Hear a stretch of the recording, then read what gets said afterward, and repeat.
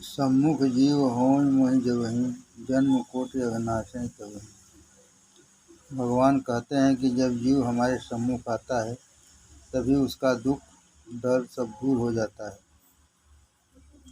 इस प्रकार औरतें अपने पति का नाम मुख से लेने में शर्माती हैं और मन में नाम लेती हैं क्योंकि अदब करती हैं तथा अपने से श्रेष्ठ मानती हैं। उसी प्रकार से ईश्वर का नाम मन से लेना चाहिए, मुख से नहीं लेना चाहिए।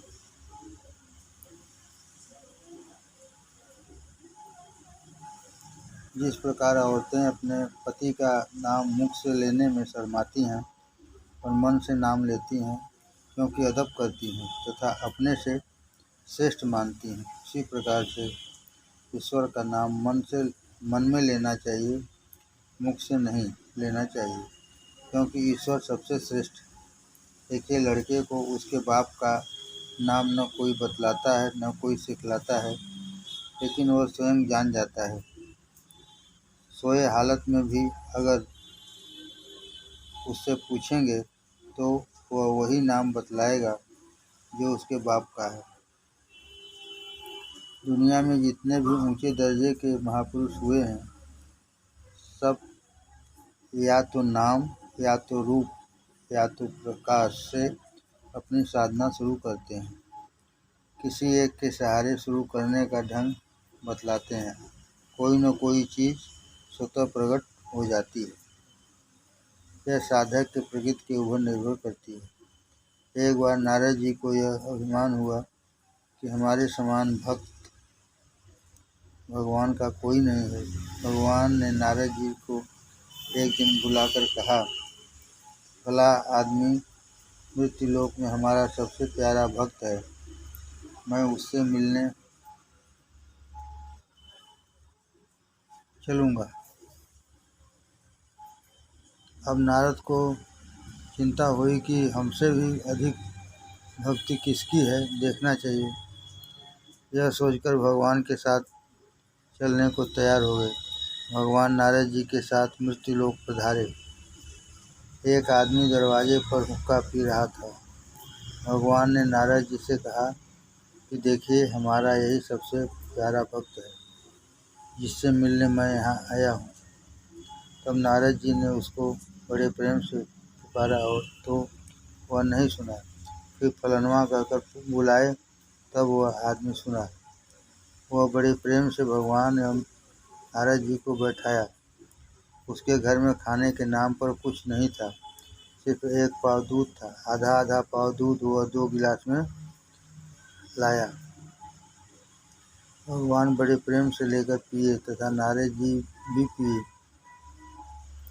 इसके बाद भगवान गहरी नींद में सो गए।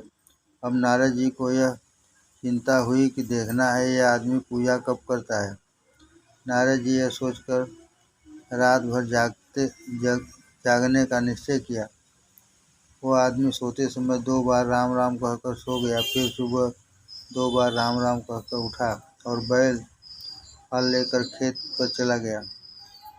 अब नारद जी को बहुत आश्चर्य हुआ कि वो आदमी पूजा पाठ तो कुछ करता नहीं है, लेकिन और हर काम ईमानदारी एवं प्रेम से के साथ करता है, इसलिए भगवान उससे बहुत खुश हैं।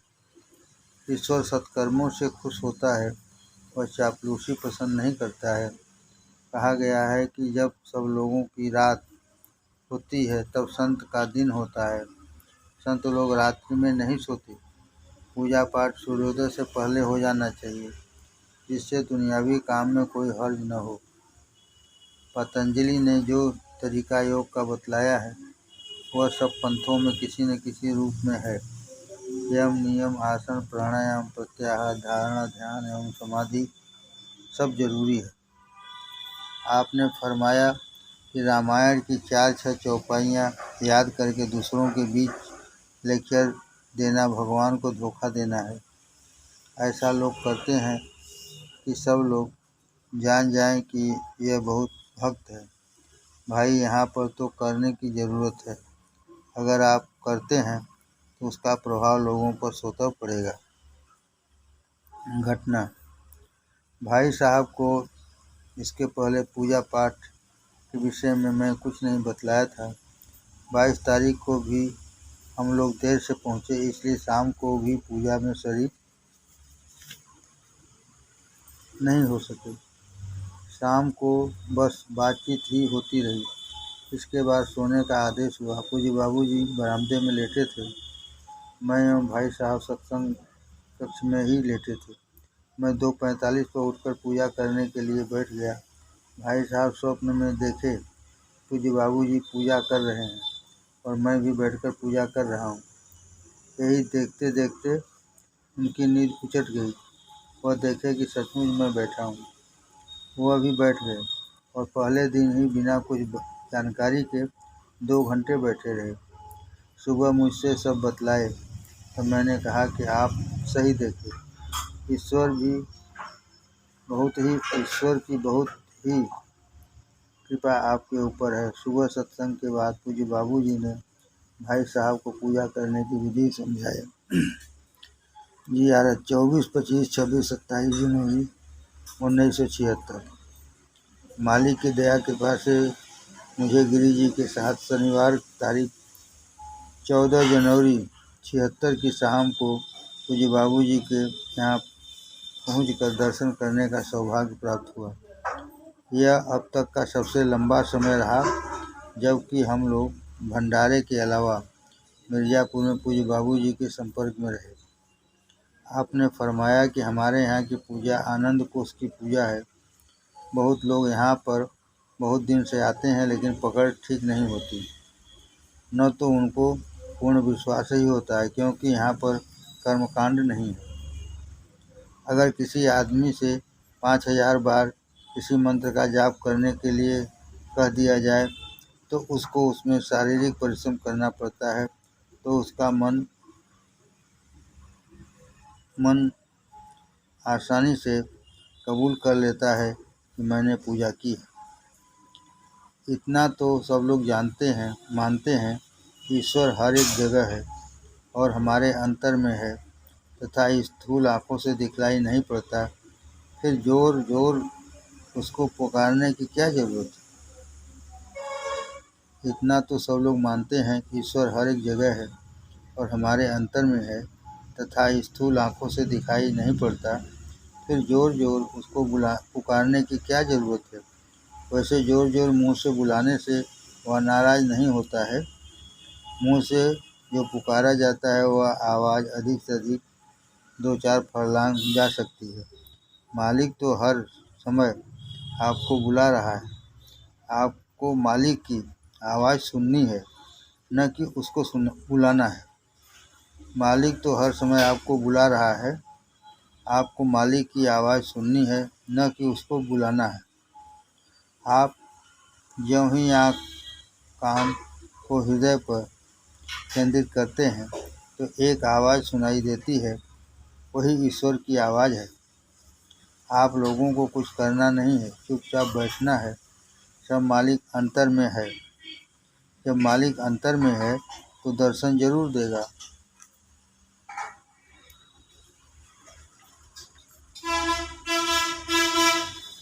उठे लखन विगत सुन, अरुण शिखा धुन कान, गुरु ते पहले जगतपति, जागे राम सुजान।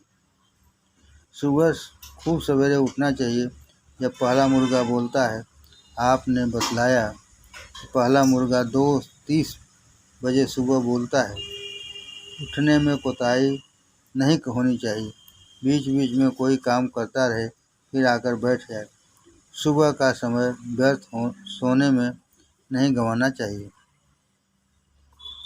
गंगा जी के स्नान से कोई आध्यात्मिक उन्नति नहीं होती। गंगा जी के स्नान से कोई आध्यात्मिक उन्नति नहीं होती।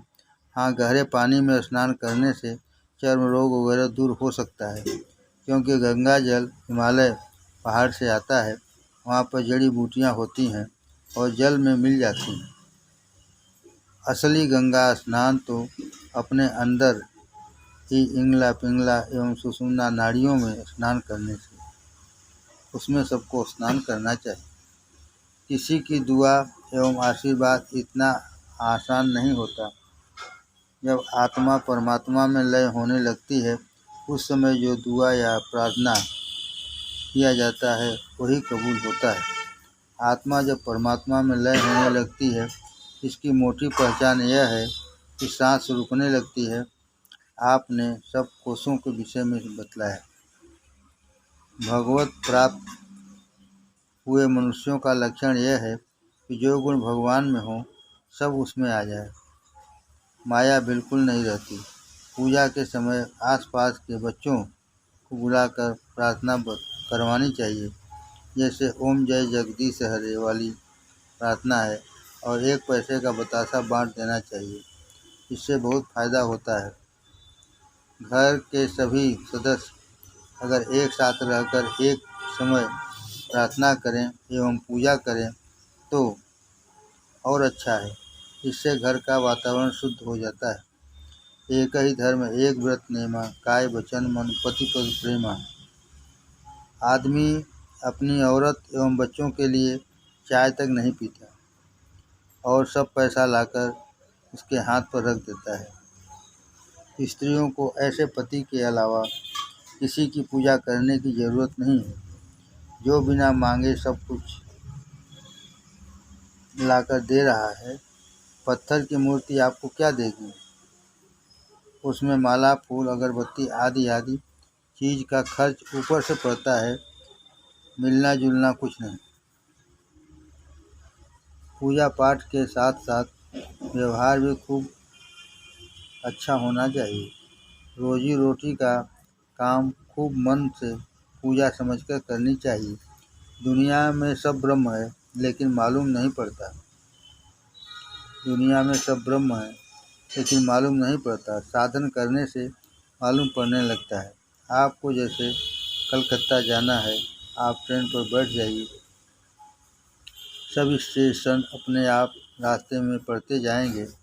आपको प्रयास करने की ज़रूरत नहीं होगी कि फलां स्टेशन अभी नहीं आया। इस प्रकार आपको कोई रास्ता पकड़कर चलने की ज़रूरत है, साधन करने की ज़रूरत है। सब चीज़ अपने आप मालूम होता जाएगा। ईश्वर ने हर चीज़ का प्रमाण दुनिया में दे दिया है। एक बार पूज्यपाल लाला जी साहब की आँखों से किसी के मरने के बाद आंसू आ गया। कुछ लोग वहाँ थे। किसी के मन में यह बात आ गई, महात्मा जी की आंखों में आंसू क्यों आया? उसी शाम की सत्संग के बाद महात्मा जी ने एक कागज़ को फाड़ा तो आवाज़ हुई। इसके बाद आपने समझाया कि देखिए, कागज़ निर्जीव है, फिर भी जब 2 भागों में किया जाता है तो आवाज़ होता है। उसी प्रकार जब एक आत्मा दूसरे स्थान को जाती है तो जो उससे संबंध रखते हैं उनके आँख में आंसू आना स्वाभाविक है। जब कुछ काल करिए सत्संगा, तब होहि सब संशय भंगा। सत्संग में आने जाने से सब शंकाओं का समाधान अपने आप हो जाता है। इसलिए सत्संग में बराबर आना जाना चाहिए। इससे बहुत फायदा होता है। आने जाने से या साधन भजन से किसी भी प्रकार अपने इष्ट से प्रेम हो जाना चाहिए। फिर साधन वगैरह की कोई खास ज़रूरत नहीं होती। समर्पण की ज़रूरत होती है। बस उनकी आज्ञा का पालन करना है। अपने तरफ से नमक मिर्च नहीं लगाना है। जब नमक मिर्च लोग लगा देते हैं तभी गड़बड़ी होती है। हम लोगों की पूजा में थोड़ी कर्मकांड की भी ज़रूरत, लोगों के विश्वास के लिए ज़रूरत मालूम पड़ता है। लोग मंदिर में पूजा करने जाते हैं, माला फूल चढ़ाने के बाद आंख बंद कर लेते हैं 1 या 2 मिनट के लिए। यही असली चीज़ है। उसी से सब कुछ होता है, कर्मकांड से कुछ नहीं। यह तो सिर्फ विश्वास के लिए किया जाता है।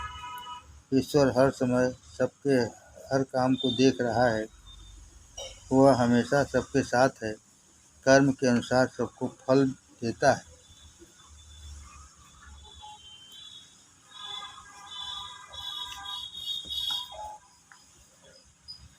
पहले माली के गुणों को कहना चाहिए। पहले माली के गुणों को कहना चाहिए, बाद में अपनी परेशानी मुसीबत कहना चाहिए। यह नहीं कि अपने विषय में पहले ही कहना प्रारंभ कर दीजिए। बच्चा खिलौने के टूटने से रोने लगता है, लेकिन उसके बाप के ऊपर कोई प्रभाव नहीं पड़ता, क्योंकि वह जानता है कि मिट्टी का था, उसको तो टूटना ही था। इसी प्रकार जो ईश्वर के विधान को जानता है, उसके ऊपर किसी के मरने जीने का प्रभाव नहीं पड़ता। पूज्य बाबूजी ने पूजा के पहले फरमाया कि प्राणायाम बहुत जरूरी होता है। पूजा के पहले वाला प्राणायाम अलग है, स्वास्थ्य वाला दूसरा है। हम लोगों का तथा हमारे बुजुर्गों का जैसा रिसर्च है, वैसा हर एक आदमी को अलग अलग बतलाया जाएगा। हर एक आदमी को चाहिए कि सुबह शाम सब बच्चों को इकट्ठा कर ले एवं श्री राम जय जय राम का कीर्तन करवाएं। इसके बाद उसको अलग कर दें एवं अपनी पूजा साथ साथ कर लें। हो सके धूपबत्ती उसी समय सुलगा दें और बच्चों में बतासा बांटें। ऐसा करने से बच्चों के ऊपर संस्कार अभी से बनना शुरू होगा और वे सब ईश्वर भक्त होंगे। शाम को आपने फरमाया, सिर्फ मिलने जुलने से ही सब काम नहीं होगा, सब लोग मुक्त नहीं हो जाएंगे। इसके लिए सबको अलग अलग अपनी साधना करनी पड़ेगी। यहाँ पर तो औरत, बच्चों एवं धन की इतनी अधिक माया है कि क्या कहें। कोई उसको भगवान का नहीं समझता तथा भक्त बनने का दावा करता है। जिस प्रकार ताली बजाने से सब पक्षियाँ पेड़ पर से उड़ जाती हैं, वैसे ही ताली बजा बजा कर राम नाम लेने से सब रोग व्याधि दूर हो जाती है। लोग सोचते हैं कि अच्छी सर्विस करें, 100 रुपये की धोती पहने एवं राम नाम भी सीखें तो दो काम साथ नहीं हो सकता। लोग सोचते हैं कि अच्छी सर्विस करें, 100 रुपये की धोती पहने एवं राम नाम भी सीखें तो दो काम साथ नहीं हो सकता। यहाँ 99.99% लोग अपने स्वार्थ सिद्धि के लिए आते हैं। जैसा प्रेम यहाँ पर पहले पहल आने के समय रहता है, अगर उसमें दिन प्रतिदिन वृद्धि हो रही है तो भवसागर पार करने में कोई परेशानी नहीं, अपने आप हो जाएगा। जैसा प्रेम यहाँ पर पहले पहल आने के समय हो रहता है, अगर उसमें दिन प्रतिदिन वृद्धि हो रही है तो भवसागर पार करने में कोई परेशानी नहीं, अपने आप हो जाएगा। हाँ, अगर पहले से कमी हो रही है तब गड़बड़ है। सब घर में राम नाम नहीं पनप सकता, लेकिन कुछ घर ऐसे हैं जहाँ राम नाम पनप सकता है। अगर आदमी औरतों को परेशान न करे तो उनका जीवन बहुत अच्छा हो। औरतें आदमी की अपेक्षा ज़्यादा भक्त होती हैं, उनके अंदर सब क्रियाएं जल्दी से होने लगती हैं। हमारे यहाँ शादी बहुत ज़रूरी इसलिए समझी जाती है कि अगर आदमी और औरत दोनों साथ साथ मिलकर राम नाम लेना शुरू करते हैं तो रास्ता जल्दी तय हो जाता है। हमारे यहाँ शादी बहुत ज़रूरी इसलिए समझी जाती है कि अगर आदमी और औरत दोनों साथ साथ मिलकर राम नाम लेना शुरू करते हैं तो रास्ता जल्दी तय हो जाता है। इसका कारण भी है कि अच्छा संस्कार वगैरह एक स्वरूप रहता है, तभी शादी संबंध होती है। यह जरूरी नहीं कि सब लोग जो पूजा पाठ करते हैं इसी जन्म में मुक्त हो जाएं। हो सकता है कई बार जन्म लेना पड़े। इसलिए जो चीज़ें यहाँ पर बतलाई जाती हैं उनका श्रद्धा विश्वास के साथ पालन करना चाहिए। अगर नींद नहीं खुलती है तो एक टाइम का भोजन छोड़ देना चाहिए। सुबह उठने में कोताही नहीं करनी चाहिए। वाराणसी 4/3/76। आपने सुबह 4 बजे मुझको पूजा वास्ते एवं स्वास्थ्य वास्ते अलग अलग प्राणायाम बतलाया। आपने बतलाया कि जो पूजा वास्ते प्राणायाम है वह ताक में ही होना चाहिए, जैसे 3, 5, 7, 9, 11 आदि आदि। इससे गर्मी महसूस होती है। जब गर्मी महसूस होने लगे तो कम कर देना चाहिए। पूजा के पहले दादा दादी, सास ससुर, नाना नानी, माता पिता अपने लिए एवं औरत के लिए ईश्वर से प्रार्थना करनी चाहिए। पूजा के पहले दादा दादी, सास ससुर, नाना नानी, माता पिता अपने लिए एवं औरत के लिए ईश्वर से प्रार्थना करनी चाहिए, चाहे वे शरीर में हों या न हों। इस तरीके से 3 पुष्प तर जाएगा। पूजा के पहले आपने फरमाया कि हम लोगों की पूजा बहुत ऊंचे दर्जे की है, इसलिए बहुत दिन से आने जाने के बावजूद भी पकड़ ठीक नहीं रहती। इसलिए श्री राम जय जय राम का कीर्तन बतलाया जा रहा है, जो कि यहाँ क ख का काम करती है। 3 मुख्य हिदायतें: प्राणायाम, पद्मासन में से बैठना, बच्चों के साथ कीर्तन सुबह एवं शाम।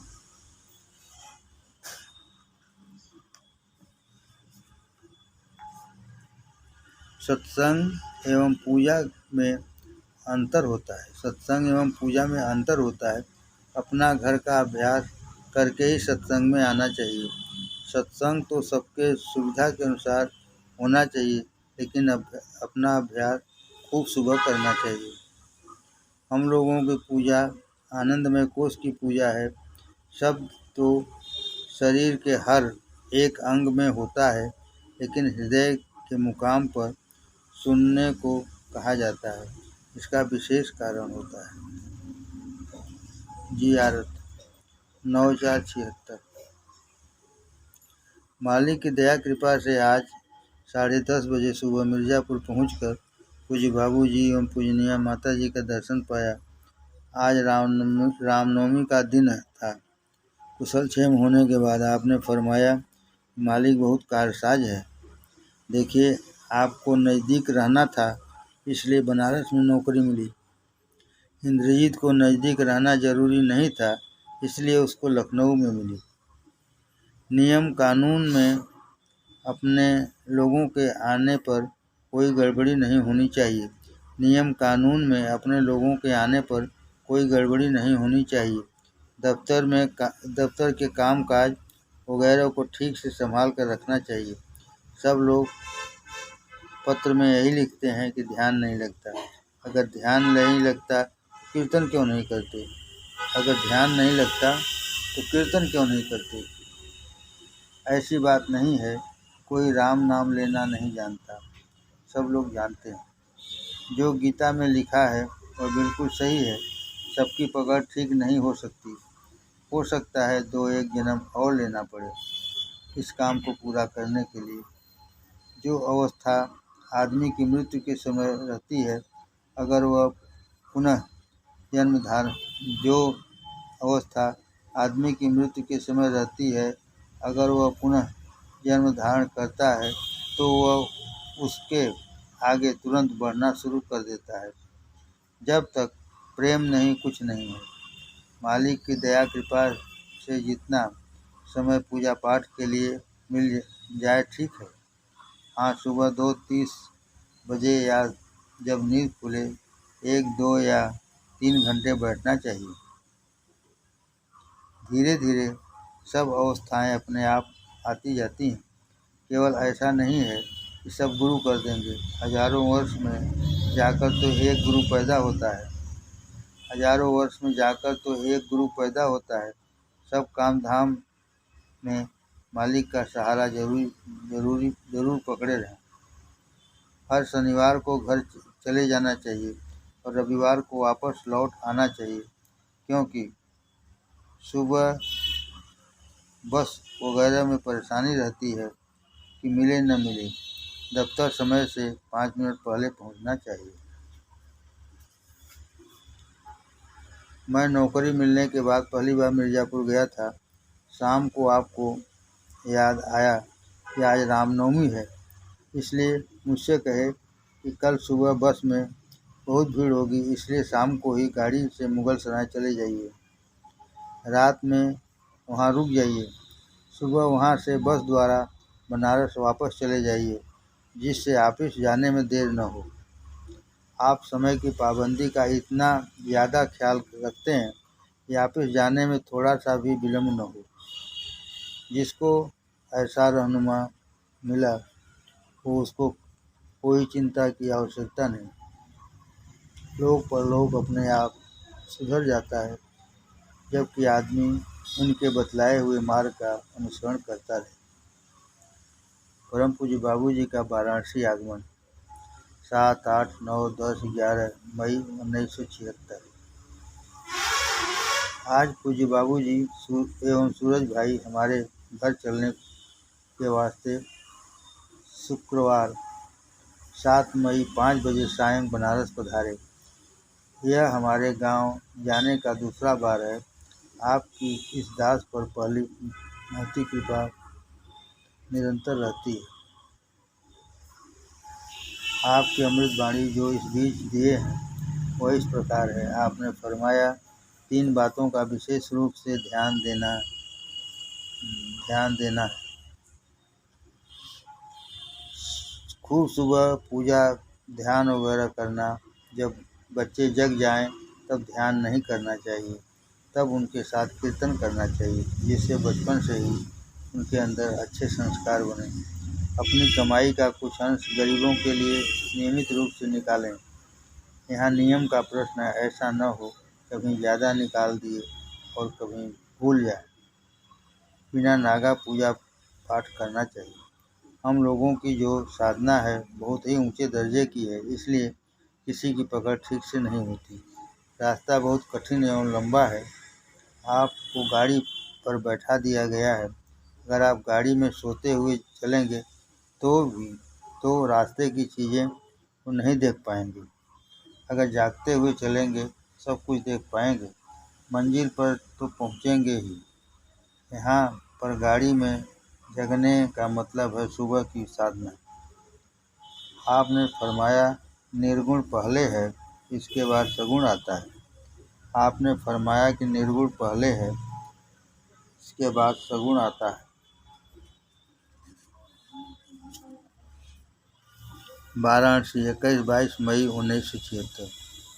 आज आप शाम 6 बजे कमहरिया जाने हेतु वाराणसी पधारे। आप रात्रि में शंकर भाई साहब के घर पर ठहरे। आपने भक्तजनों के बीच में फरमाया कि गंदगी हम लोगों के अंदर बहुत है। हम लोग सिनेमा देखते हैं, नावल पढ़ते हैं, इससे कूड़ा करकट और बढ़ता है। जब तक दिल की सफाई नहीं होती तब तक किसी चीज़ का सही ज्ञान नहीं होता। जब शीशा साफ रहता है तो उसमें हर एक चीज़ की फ़ोटो जो सामने रहती है आ जाती है। किसी चीज़ को एक बार देखने से संस्कार नहीं बनता, लेकिन दोबारा देखने पर संस्कार बन जाता है। जो चीज़ बाहर है सब अंदर है। पहली स्टेज में ऐसा होता है, साधक अपने समान ख्याल वालों के साथ रहना चाहता है। पहली स्टेज में ऐसा होता है कि साधक अपने समान ख्याल वालों के साथ रहना चाहता है और लोगों से नफरत सी होती है। लेकिन जब थोड़ा विस्तार होता है तो पूरा समाज ब्रह्ममय भासने लगता है। सब पर किसी न किसी दिन भगवान की कृपा जरूर होगी, तब अपने आप सब ठीक हो जाएगा। चारपाई पर बैठकर नहीं, चौकी पर बैठकर पूजा करनी चाहिए। जियारत 11-12 सितंबर 1976। मालिक की दया कृपा से मिर्ज़ापुर पहुंचकर परम पूज्य बाबूजी एवं पूजनीय माताजी का दर्शन लाभ किया। आपने सबके विषय में कुशल क्षेम पूछा। रात में हमको बिल्कुल नींद नहीं आई, बराबर चैतन्य अवस्था बनी रही। सुबह सब भाई इकट्ठे हुए एवं आंतरिक सत्संग हुआ। आपने दोपहर में भोजन के बाद फरमाया कि देखिए, अर्जुन कृष्ण के साथ हमेशा रहते थे, लेकिन उनको भगवान नहीं समझते थे। कभी कभी जब कोई काम आश्चर्यजनक कर देते थे, तब उनको भगवान मानने लगते थे। जो हृदयाकाश, हृदय गुहा में शब्द हो रहा है, वही अव्यक्त ब्रह्म है। उसी को कारण शरीर कहते हैं। कुछ लोग कहते हैं कि शब्द कभी कभी तेजी से सुनाई पड़ता है तथा कभी कभी सुनाई नहीं पड़ता। जिस दिन हमको सुनाई न दे, उस दिन यह विचार करना चाहिए किस किस सोहबत में रहे तथा कहाँ भोजन किए। खूब सुबह की पूजा होनी चाहिए। सुबह प्राणायाम कम से कम 21 बार होना चाहिए। शाम की पूजा के बाद एवं सोते समय जाप जरूरी है।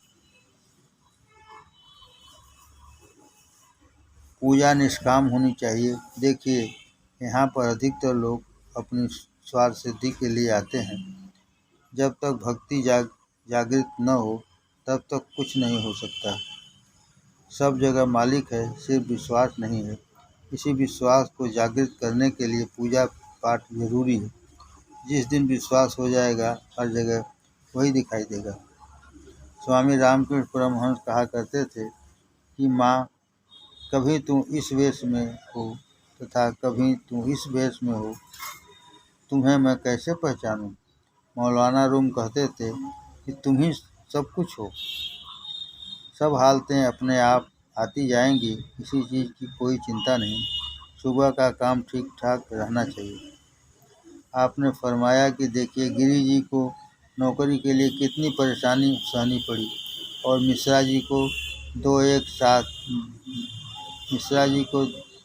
दो एक साथ मिल गई। इसी को संस्कार कहते हैं। जिसका जितना भोग रहता है, चाहे वह सद्गुरु हो, अवतार हो या साधारण मनुष्य हो, भोगना पड़ता है। नियम जो सबके साथ रहे, वही अपने लोगों के साथ होना चाहिए। नियम जो सबके साथ रहे, वही अपने लोगों के साथ होना चाहिए।